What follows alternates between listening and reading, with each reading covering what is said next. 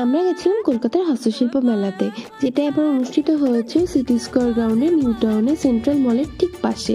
দুপুর 1টা থেকে রাত্রি 1:30 পর্যন্ত। চেষ্টা করবেন দুপুর 1টার দিকে তাড়াতাড়ি ঢোকার। তাহলে হবে কি, আপনি ফাঁকায় ফাঁকায় অনেক কিছু ঘুরতে পারবেন।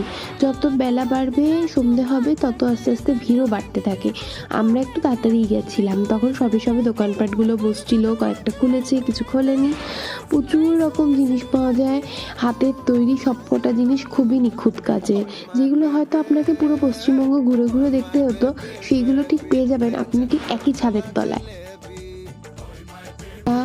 জুয়েলারি, মাটির মূর্তি, বাঁশ দিয়ে তৈরি বানানো, হাতে আঁকা প্রচুর রকম জিনিস আছে, যেগুলো দিয়ে আপনি ঘর সাজাতে পারেন। আমার তো দেখলে মনে হয় আমি সবকটা একটা করে কিনে নিয়ে যাই, কিন্তু কি করে এত কিছু কিনে নিয়ে যাবো? 2টো ব্যাগ নিয়ে গেছিলাম, তাও সব ভরে গেছে। ছোট ছোট ছোট ছোট জিনিস কিনতে কিনতে গত বছর ঠিক যাওয়া হয়নি, এবছর সময় করে একদিন চলে গেছিলাম।